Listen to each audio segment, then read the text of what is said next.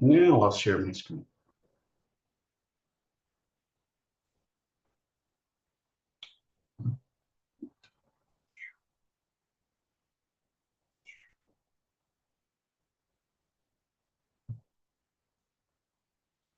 Now I'll share my screen. Oh, that's not good.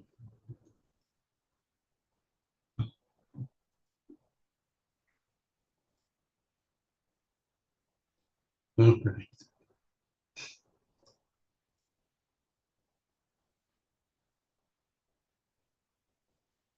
All right. So yesterday we finished up with a TED Talk video about memory and training one's memory. And there's a couple things that I hope that everyone got out of that TED Talk. One is memory is not something that is necessarily set, or we have biological components to it that says some of us have good memories, some of us have poor memories. Really, the difference between someone with a good memory and a bad memory is the difference between a kind of a weightlifter and someone who doesn't exercise at all. Okay, in that people with good memories spend time training and exercising their brain and their memory. Um, Now, there are some disease states, of course, when we talk about, for example, things like dementia, which includes diseases like Alzheimer's and other forms of dementia that tend to be age related. It tends to come on as we age. If we're talking about memory loss due to substance use, because of blocking the substance blocks the ability to create long-term memories. Sure, there are some things that we can biologically do that can hurt our memory system. But all in all, as far as if you're just a healthy human being and you feel like you have just a poor memory, it's probably because you need to put it as part of your exercise regimen as well. Okay. The other part that I hope we got out of the lecture is one reason we don't always feel like we have a good memory is because to create memories, it takes work. You have to actually be invested in your experience with whatever's going on. You have to have an emotional and a cognitive and a social connection to whatever it is that you are trying to learn or put in your memory system. Okay. And there was always some recommendations. For example, elaboration can enhance memory. This means making very vivid examples. In the video yesterday, he talked about the memory palace. And in the memory palace, what you basically do is you build room by room, different rooms where the couch or the TV and everything are always in the same place, but you make vivid connections with them. Okay, so for example, if you wanted to remember maybe a grocery list, let's say bread, milk, and we'll keep it short. Let's do just bread, milk, and eggs. What you do using what's called the memory palace is you step inside a home that you've created in your brain. And let's say the first room that you create that you walk into from the front door is a living room. So maybe you make these vivid examples of the bed, the couch being a huge loaf of bread. And you could smell the bread, you could smell the couch as a piece of bread, and it's all nice and warm and soft. And then let's say you have a lamp by the bed, and in the lamp, out of the top is sprouting milk like a big, huge fountain, and it's just going everywhere. And then maybe you look at the TV and people are having an egg fight or swimming in a vat of eggs on TV. Okay. Those vivid examples, then when you go to the grocery store and go, oh, what do I need to pick up? You then just walk through your memory palace and you see that the couch has a loaf of bread, the milk fountaining out of a lamp, and people having an egg fight on TV. Okay, that's one way for things like this is how those individuals memorized all those cards and all those faces and all of those things, is creating this memory palace of some type where they just have to walk through and retrieve the information that they stored there. So it's good for things like lists of grocery items and whatnot. But again, this is just a technique to try and create memories for at least some momentarily engaging thing, like a math test. And maybe you need to remember the rules of operation. You could create a room in a house that takes you through that. Okay. That's an example. If you really want to create sticking memories, then the self-referencing effect is really the route to go. Okay, I think we have another in the self-referencing is whenever you can connect new memory information to something you already experienced or you already know about or you already have some kind of connection with, then that is the best way to assure that memories are getting to the long-term memory. Okay. And that's why in a lot of your classes, if you do discussion posts and stuff like this, a lot of times I'll ask, given this concept, explain this concept, but provide a personal example of when you've experienced something like this. Okay. That's why in education, they do those. Yeah, define the concept, but give me somewhere in your life where you have connected with it or you have experienced that, because that helps with the self-referencing effect and assuring that the information will get to your long-term memory. Okay. So as I mentioned, I keep talking about long-term memory and short-term memory and whatnot. So let's get through this information on the two memory systems. Now that we've talked about elaboration and we've talked about getting information in the system and working with it, okay? The original theory, and again, this looks a lot, if you remember, it's a lot like the computer models that we have. We have sensory memory. This is getting information into the system. We have a short-term memory system, is that's when we're working with our current experiences and trying to make kind of sense of it or try to solve some type of problem. And then we have our long-term memory, which is our more permanent storage units for memories. Okay. And if you want to, if you can visualize it, we have sensory input.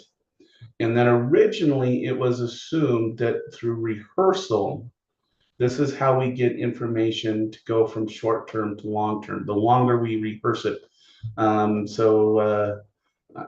know they don't do this much anymore, but if any of you ever was in elementary school and you had to write like a word 50 times, okay, that was based upon this theory that rehearsal, saying something or experiencing something over and over and over, is what then gets us into our long-term memory. But I'm hoping, as we've just discussed, rehearsal is helpful, but we have to actually deeper, we have to analyze the information much deeper in order for it to get into long-term memory. Okay, so sensory memory, this is a very rich and detailed information held in its original form. So this is that sensory information before our perceptual system takes over and creates what we see in our conscious world, okay, or in our perceiving world, okay. It is a very brief system, and we can measure it through what's called echoic memory or iconic visual memories. This is when information is presented to somebody either auditorily or visually, but it's done for less than a second. Okay. Um, where it just flashes a different picture, okay? And then through a memory task, we actually find that people, especially if it's done closer to the sensory memory experience, can actually say, I recall seeing that, but I don't have a conscious experience of it, okay? They can't really process it on a conscious level because it flips so quickly, but the information was still there. They still had an experience with it, okay? But then through attention, what we need to pay attention to in order to survive and we go, we take information into our short-term memory, that things that we attend to, okay? This one, if you don't do anything with it, so if you don't do anything with your short-term memory, information in your short-term memory leaves by about 30 seconds, okay? That's kind of the duration if you don't continue to work with it. Its capacity used to be, this is actually kind of a old number, it was updated in 2012, I think. It used to be that we could hold 7 plus or minus 2 bits of information or chunked information. So if you think about this, this is kind of the original length of a phone number was 7 digits, okay? And that's why telephone numbers are 7 digits, is because of these memory experiments, okay? But it used to be, if we were to measure this in the class, we would get a range of anywhere between 5 to about 9 would be kind of where the majority of us sit, okay? But a recent study in 2012 actually suggests that our short-term memory is actually shrinking. Currently, our short-term memory is 4 plus or minus 3. So as we're seeing information, the ability to hold information in short-term memory is actually getting shorter and shorter as we compare. There's no real good answers of why this is, but that's kind of what current research is suggesting, is that our short-term memory capacities are getting smaller, okay? Now, how can you guys use this when you're studying? Okay. First thing is if you're really curious whether or not you have really kind of done that transfer of information, you should step away for it for more than 30 seconds and then come back and see if you remember it without looking at any cues. Okay. If when you're leaving the thing that you're studying for the test the next day, if you can still retain that information after 30 seconds, you can be pretty confident that it's going to then be transferred, as we would say, into long-term memory. What should you do with this limited capacity? Well, one, I would encourage you to go and take one of the free, you could just Google it, short-term memory tests, and it'll tell you how much information you can hold at one time in your short-term memory system. But let's go with the number 4 and how you can use that, because it is the average right now. How could you use that you can process up to 4 bits of information at one time? How can you use that to study?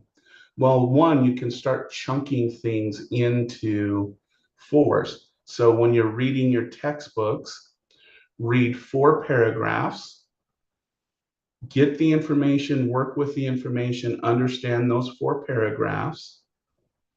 Okay. And if you can, if you have time, wait 30 seconds and then see if you can still recall that information from those 4 paragraphs before going on to the next 4 paragraphs. Okay. If you're doing worksheets, chunk them into 4s. Don't do more than 4 problems in one setting. Otherwise, that worksheet's going to be pretty useless for you.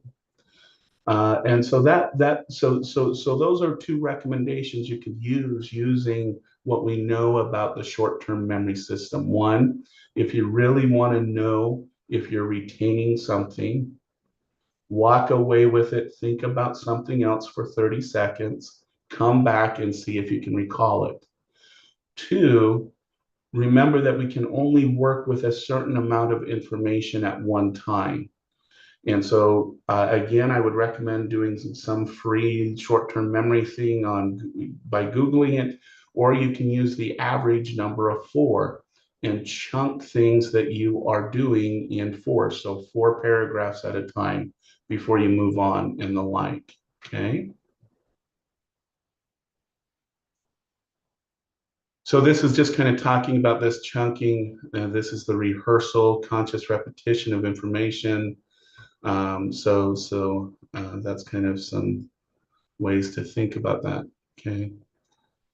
Now the problem with the original model, even though we got some really good information about its capacity, about its duration, how much it can hold without working with it, we know that the short-term memory system is much more complex because this is where we work with information. It's where we combine what we see with what we hear, with our emotions, with our memories of our experience of this situation in our past to come up with some type of decision on how to behave in a given situation.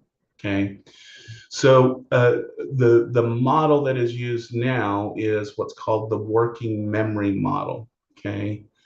And it adds some components. There's probably still some that should be added. We know that we have a phonological loop in this system. This is where we can get information put phonologically in our head.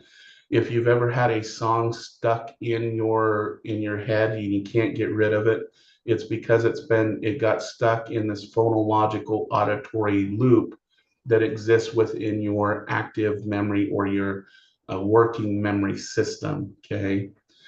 Um, Visual spatial working memory is being able to manipulate visual information in our environment to make sense of it, to determine planning in time and space and figure out where we need to do.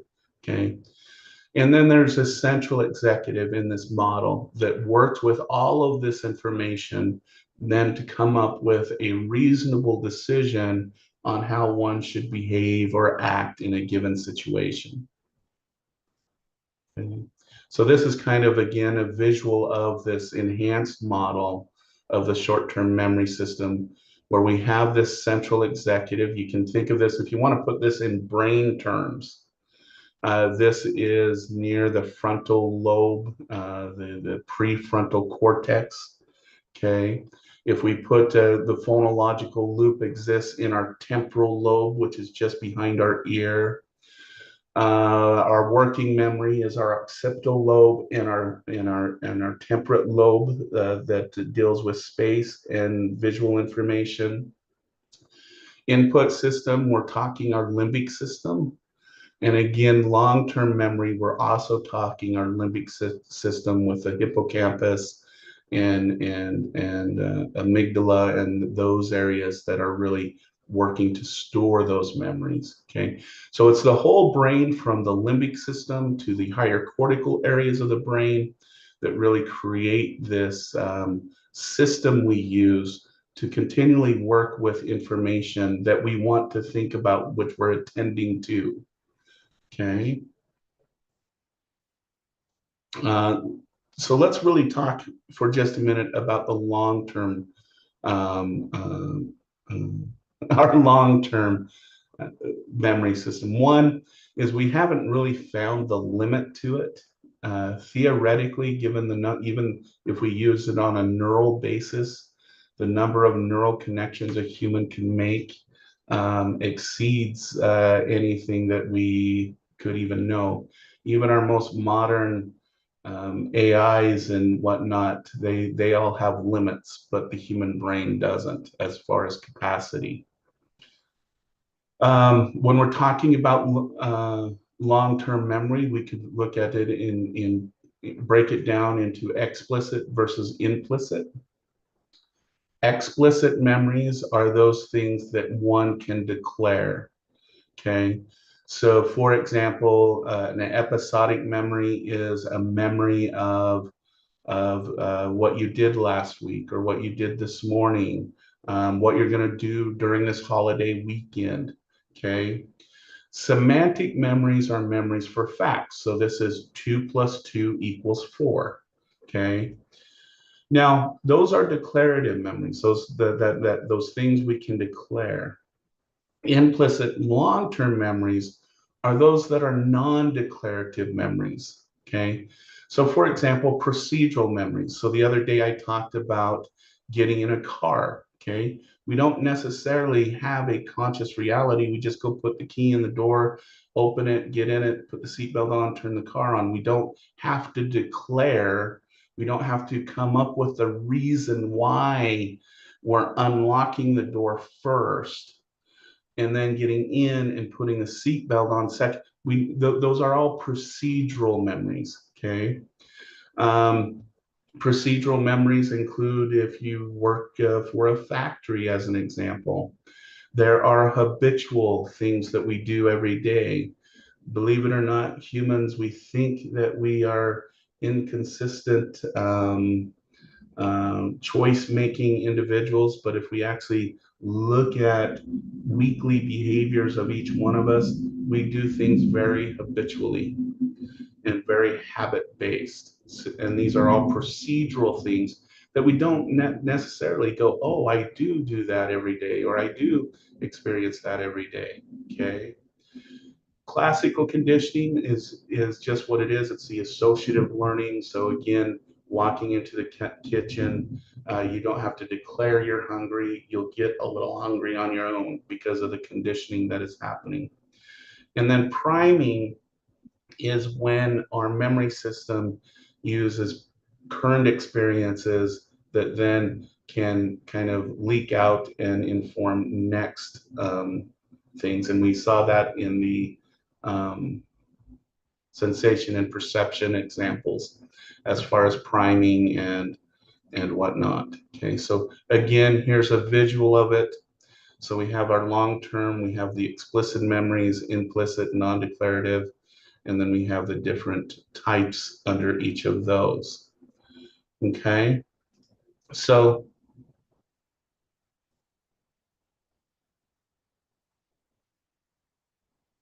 kind of want to fast forward to this chart right here to kind of really explore more the difference between episodic and semantic memories. Okay.